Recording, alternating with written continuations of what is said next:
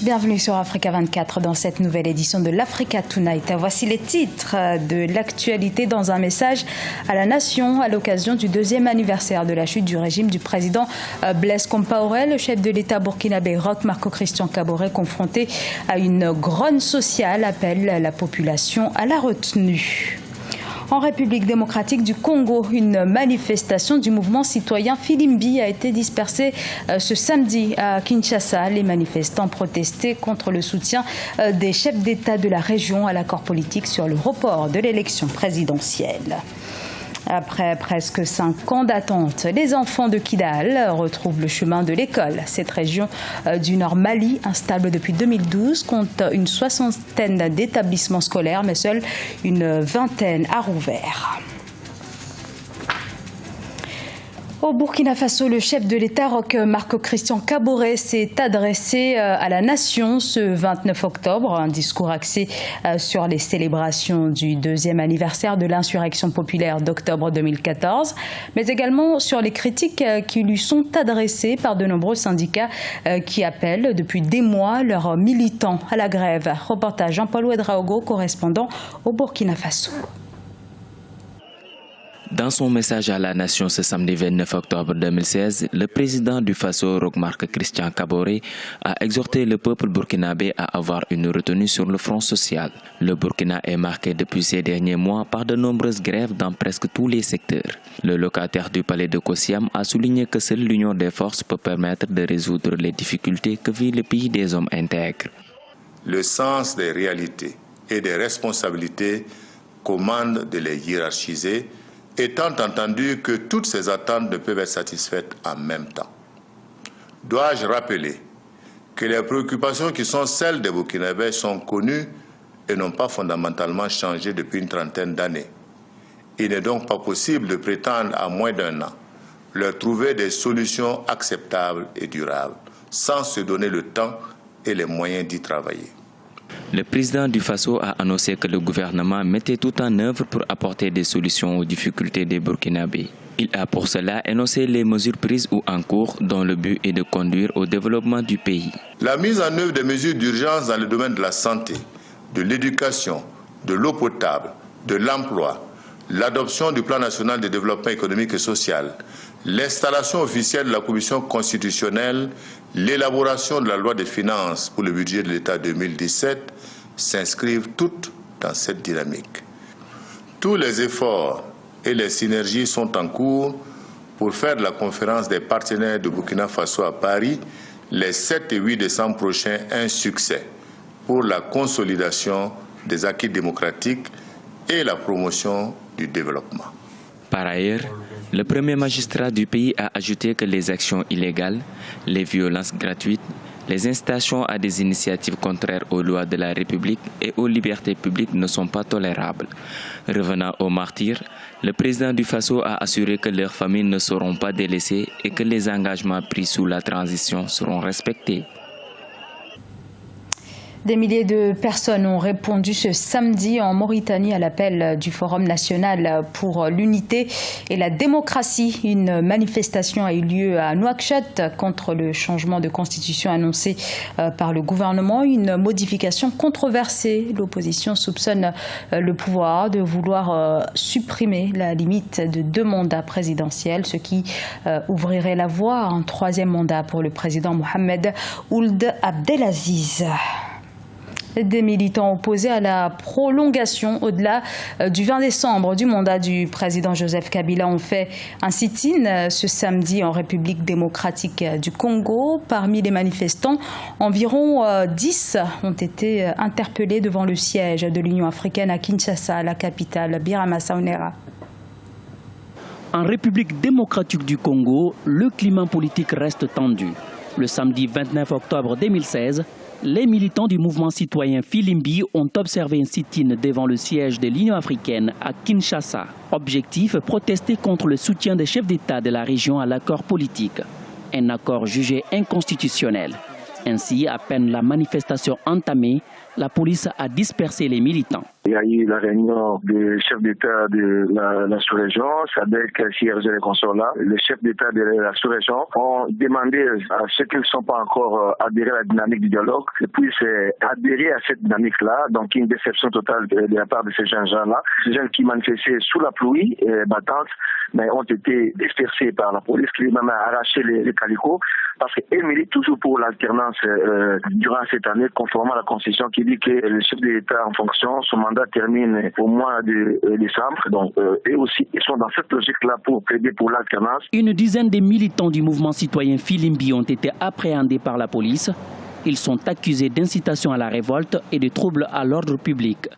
Selon les autorités congolaises, le sit-in de Filimbi a été interdit pour défaut d'identification. Il y a deux raisons qui ont fait que la manifestation soit dispersée. D'abord, on parle d'un point identitaire, que le mouvement Filimbi, au niveau de la capitale ou la province de Kinshasa, c'est un mouvement qui n'est pas reconnu officiellement par un document au niveau de la ville. Et voilà pourquoi on a appelé la police pour disperser la manifestation. Il y a aussi, le gouverneur de la ville a pris une décision au lendemain de ce qui s'est passé au mois de septembre, 19-20 septembre, avec tout ce qu'il y a eu comme casse, tout ce qu'il y a eu comme mort d'homme. Le gouverneur de la ville, par mesure de prévention, a interdit toute manifestation. Voilà pourquoi la police a procédé à disperser ces militants de Filimbi. Le 17 octobre 2016, un accord a été conclu à la fin du dialogue politique entre la majorité et l'opposition.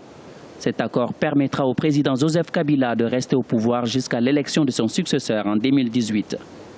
Depuis la signature de l'accord, les manifestations se multiplient. Le 29 octobre 2016, une quarantaine de partis politiques et une trentaine d'associations de la société civile, dirigées par le MLC, Mouvement de libération du Congo, ont également lancé le front pour le respect de la Constitution en République démocratique du Congo.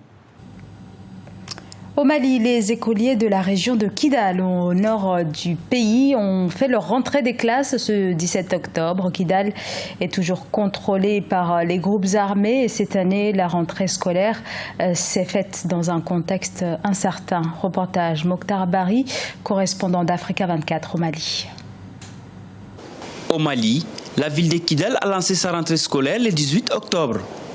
Depuis l'éclatement de la crise en 2012, les écoles sont restées fermées. Placée sous la présidence du gouverneur de Kidal basé à Gao, une première pour une autorité malienne, cette rentrée a dû être reportée plusieurs fois. Depuis mai 2014, date de l'affrontement entre les FAMA et la CEMA, aucune autorité malienne ne s'était rendue dans la capitale de la 8e région.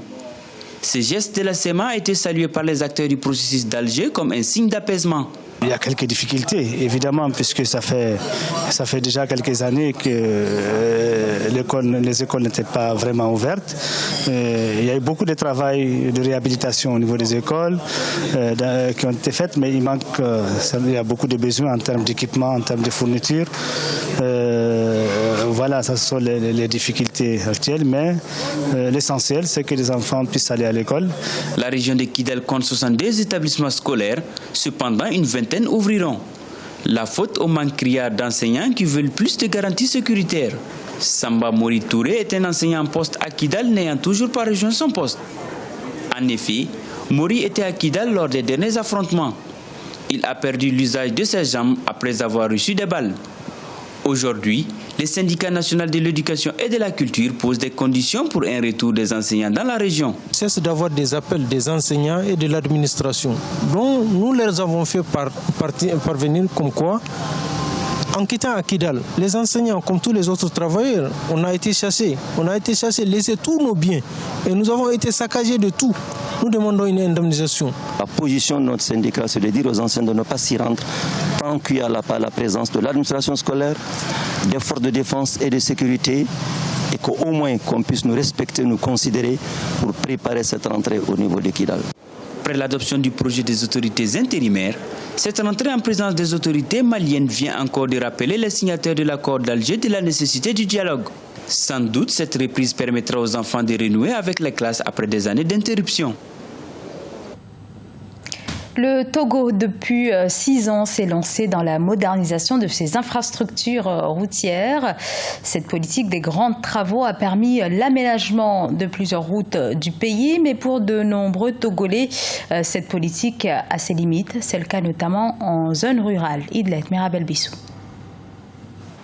Le Togo estime en 2016 un peu plus de 6600 km de pistes rurales qui ont connu des aménagements. Ces infrastructures routières entrent dans le cadre de la politique des grands travaux qui a permis de construire et de réhabiliter plusieurs routes dans la capitale Lomé et à l'intérieur du pays depuis 2011. Aujourd'hui, ces pistes rurales représentent la grande partie du réseau routier et permettent aux populations d'écouler leurs produits agricoles. Si certains villages ont jusqu'ici bénéficié de cette politique de rénovation infrastructurelle de l'État, d'autres zones rurales restent enclavées et souffrent toujours pour écouler leurs denrées. Pendant la saison pluvieuse, les routes ne sont pas bonnes. Les motos ni les véhicules ne circulent plus. Les routes sont inondées pendant la saison pluvieuse et créent des accidents aux véhicules qui tentent de transporter les marchandises pendant cette saison. Les autorités nous avaient promis des choses en période électorale, mais elles ne sont plus revenues. Pour les agriculteurs et les commerçants, l'état défectueux des pistes rurales impacte considérablement sur le prix d'achat des denrées, surtout pendant la saison pluvieuse où les pistes rurales deviennent souvent presque impraticables. Dans le domaine des achats, supposons si un paysan vient avec ses ignames, vous l'achetez, mais ils disent que les routes ne sont pas bonnes. Au lieu de vendre à un prix pour que tu puisses revendre, tu n'as pas les moyens, ils n'acceptent pas, on n'a pas de route. Supposons si on prend le village de Manga, là c'est encore mieux. Là vous allez prendre la route, elle est un peu bonne. Mais avant d'y rentrer dans d'autres villages un peu plus loin que Manga, là ça ne va pas du tout. En 2015, plus de 11 milliards de francs CFA ont été alloués aux infrastructures routières au Togo.